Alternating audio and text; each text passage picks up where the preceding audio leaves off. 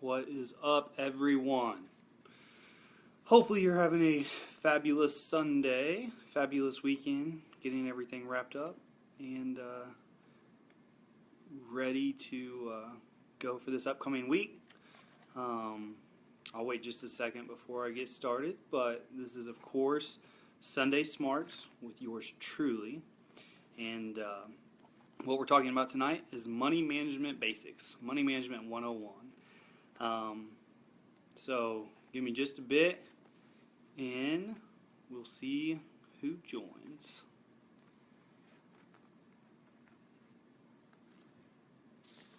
How's everybody's weekend?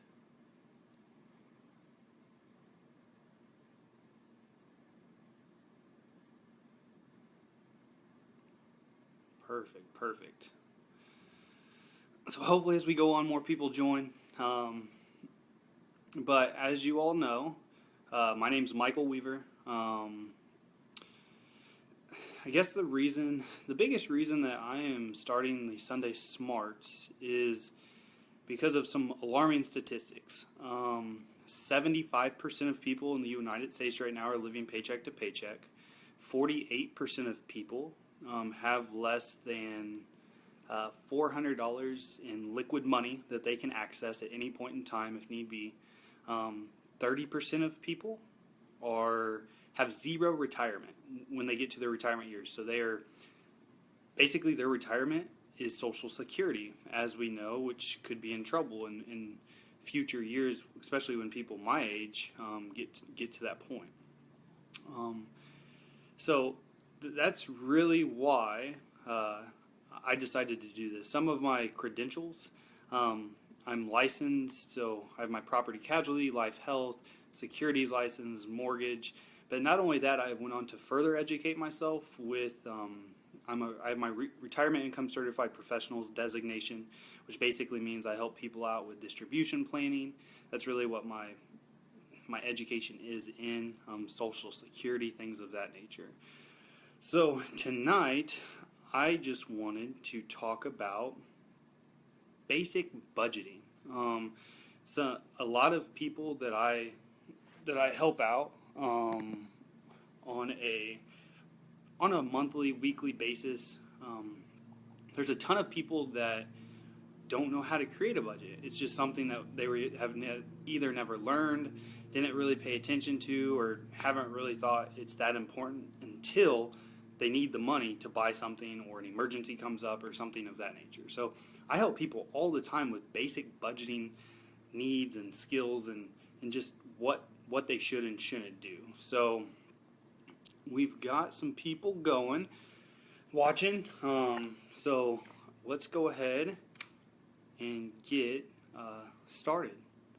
So we've got, there's really 3 steps I'm going to talk to you tonight about money management. So the first one is creating a plan.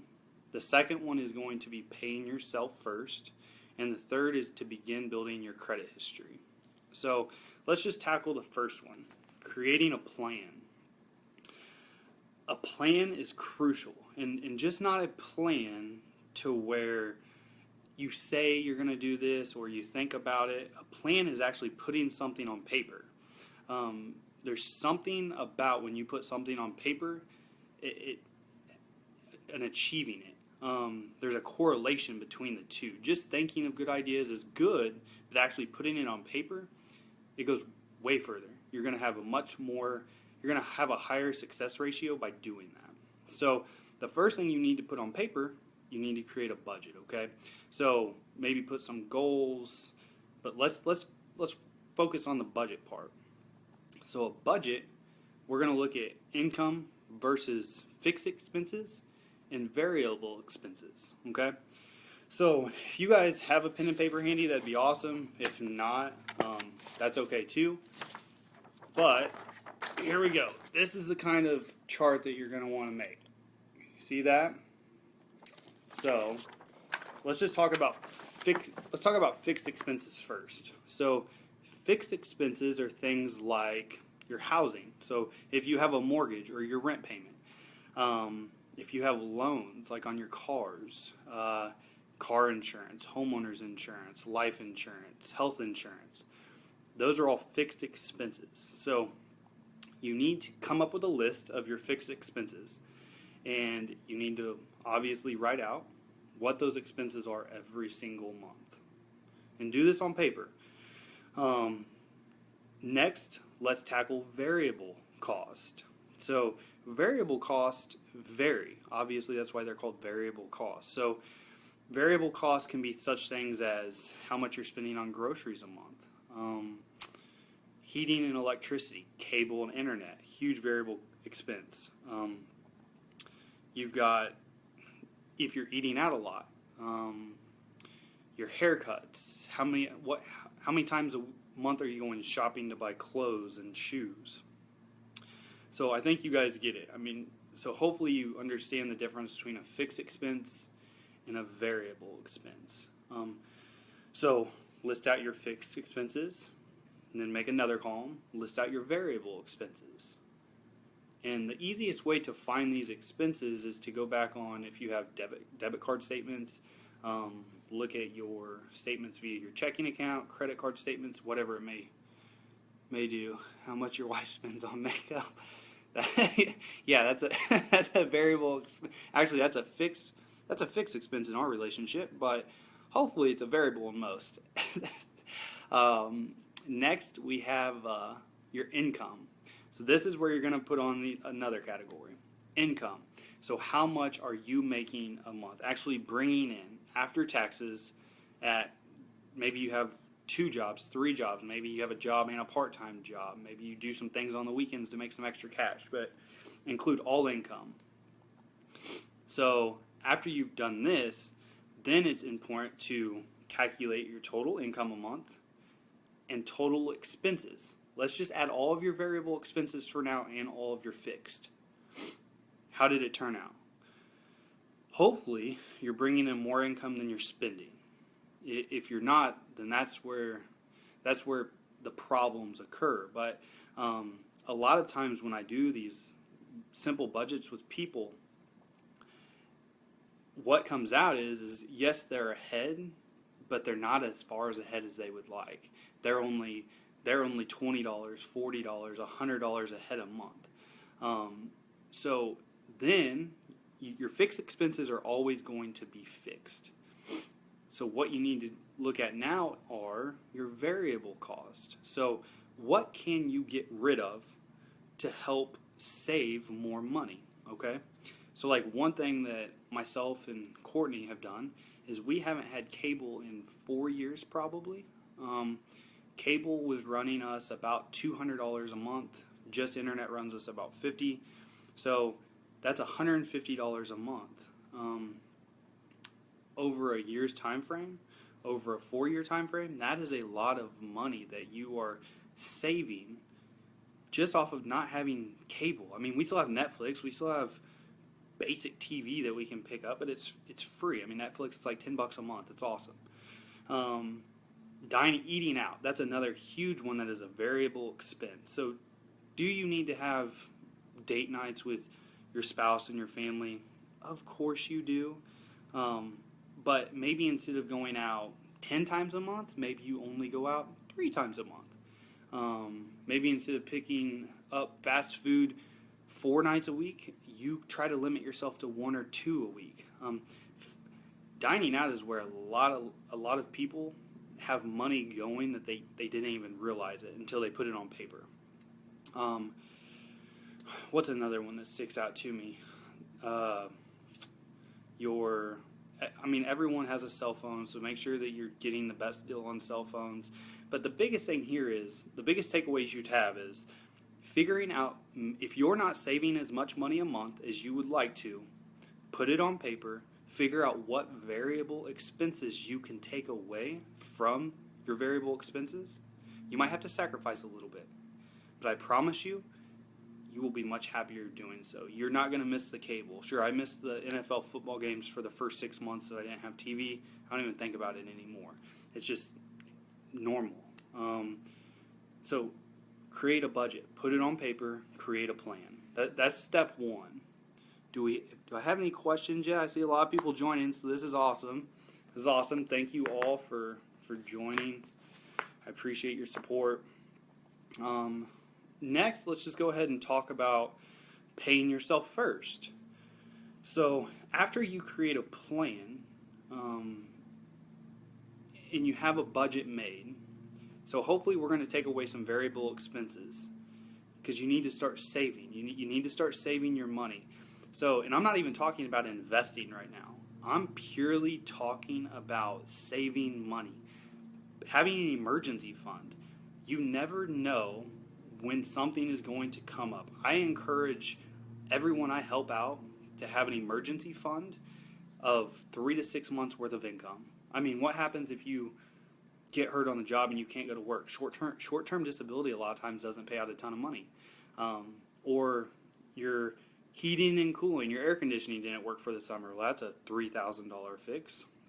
So you need to have an emergency fund before you start looking at investments. Sure, take advantage of your 401k through work, but I don't even want to talk investments tonight. I strictly want to stick with the basics. And the basics is you need to create a budget, and you need to figure out how to save. I like to save and encourage everyone 20%. If you can save 20% at our age, so the 40 and under, that's really what you should be aiming for. 20% is a ton. I understand that. So start off small. Maybe aim for 10%.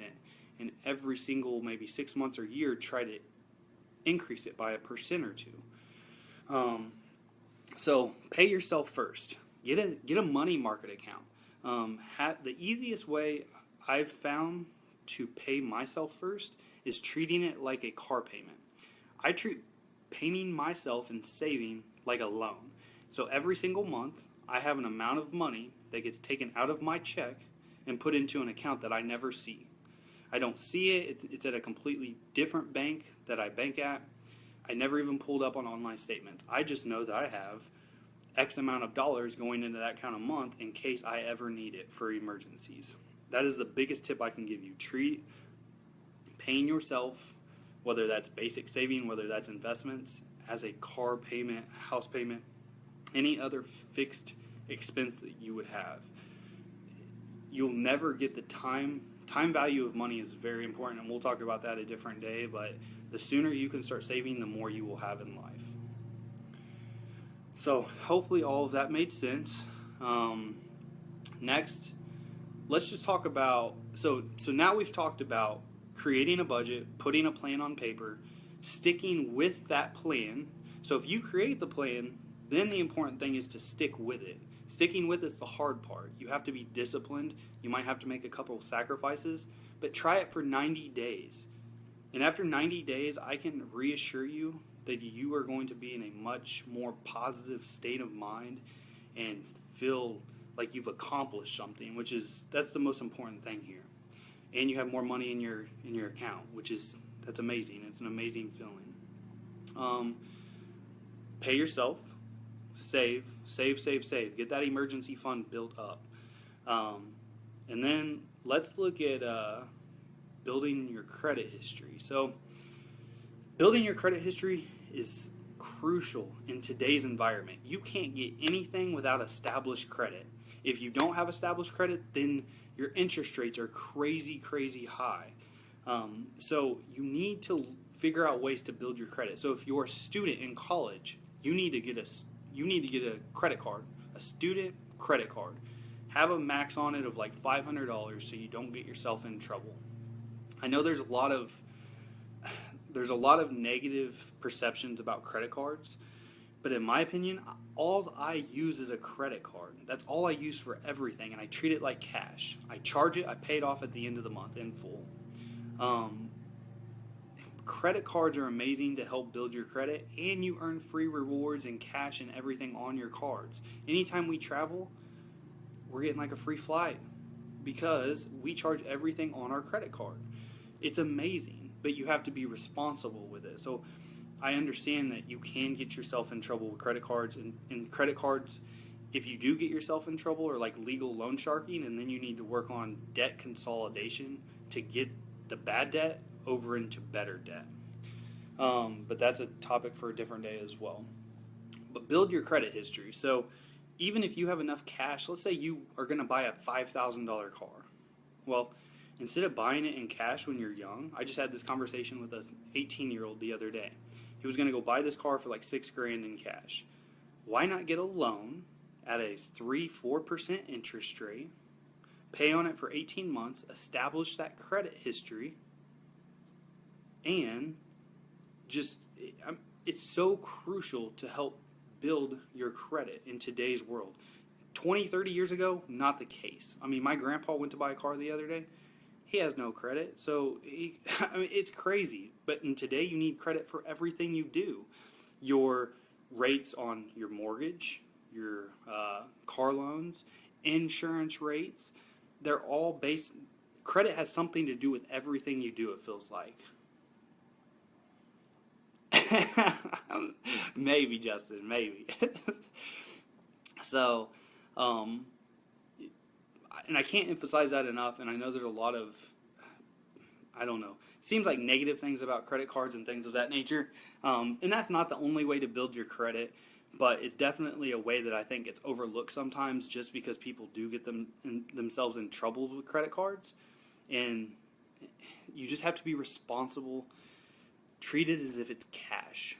Every time you swipe it, go to your bank account, be like, all right, this amount's just taken out of my bank account. It's the same as a debit card, only credit cards have better protection. They have better rewards. So as long as you can treat it like a debit card, credit cards are amazing. So those are the 3 steps. And these Sunday Smarts are not going to be a long time. I mean, it's 7 o'clock on a Sunday night. I know people have better things to do than watch Michael give basic information about stuff. But I want to keep these to 15, 30 minutes. Hopefully the more I do this, the more engaged you all will be, and you'll have questions. And anytime you have questions, go ahead and shoot them at me. But hopefully tonight you got the three steps. So creating a plan, putting it on paper. So create a budget. Get your fixed expenses, your variable expenses, and your income. List it out on paper. Make a goal to yourself of how much you want to save. What variable expenses can I get rid of? Maybe get rid of cable. Try it. Just get rid of it. What other variable expenses? Maybe you don't need that 2016 Duramax diesel that's $80,000 and a payment of $1,000 a month. Maybe think about selling it and downsizing to a payment that's $300 a month and still a nice vehicle that's going to be dependable. Just try these things. Get it on paper, do it, and save. And try it for 90 days. See if you have more money in your account after 90 days. And remember, treat it like a payment. You want your account to be set up to where it automatically takes it out of your paycheck every single month. That is the easiest way that you're going to be able to accomplish this. So you're creating a plan. You're paying yourself first. You're getting that emergency fund built up. 3 to 6 months. 3 months I like at a minimum for an emergency fund. If something happens, you need to have at least 3 months of additional income to have liquid. Thank you, Luke. Thank you. And then lastly, focus on building your credit history. Regardless if you're young, old, middle-aged, it doesn't matter. Maybe you've had bad credit in the past. There are ways to reestablish credit to where it benefits you. So don't just give up. Don't give up, because credit is going to be, you think it's important today, what do you think it's going to be like in 5 or 10 years? I mean, it's crazy. How many lines of credit should you have? That's a great question, Courtney. Credit analysts that I have talked to have told me that you should have 3 lines of credit open at all times. So maybe that's a credit card, a vehicle loan, and a mortgage. And I'm no expert at this, okay? But credit, that's just what, from talking with credit analysts within State Farm Bank have told me. 3 lines of credit will help establish your credit at a significant rate, significant pace. So that's a great question. Does anyone else have questions? How bad can student loans hurt your Credit. Great question, Regina. Um, Again, I am no expert by any means. If you default on your student loans, a student loan, a vehicle loan, a mortgage, in my experience, if a default is a default, they work the same way. So if you're going to default on a loan, it's going to hurt your credit. Now, sure, a credit analyst can look at your credit history and be like, well, the only loans that they have defaulted on are student loans, so maybe we can take a chance on them, but it's still going to hurt your interest rate. So the biggest thing is trying to consolidate maybe some debt. Consolidate your debt and get maybe that bad student loan. So maybe refinancing your house. So an easy way to consolidate debt, okay? Refinance the house if you have equity within the home. Interest rate on mortgages right now are like 3%, 4%, depending on the year. Then you use the equity in the home, the refinance, to pay off the student loan debt. That is, I don't know, I have student loans that are close to 7%. So your credit cards is another easy one. So you cut basically your 7% debt into 3%. You rolled into it. That's going from bad debt to smarter debt. No defaults was taken into consideration. Yes, it is. It is. David, can't cut the hair, man. Remember, happy wife, happy life. Happy wife, happy life. Luke, I think you asked a question about how many lines of credit are too much credit, or too many. And I can't answer that question 100%, to be honest with you. If you have 5 or 6 credit cards that are open and that maybe you don't use two or three of them, I would recommend trying to deactivate those cards if you're not going to use them, because those are all going to show up on your credit history. But 3 is kind of that magic number that they look for. And yes, Justin, I am definitely saving money by not getting it cut. Any other questions? Anything about budgeting? Anything about creating a plan? Anything? I mean, always, and you guys don't have to do this on your own. There's a lot of people out there like myself that would help you do this for free. I mean, I help customers all the time do this for free. If you ever want help, come see me. It's going to be free and no problem.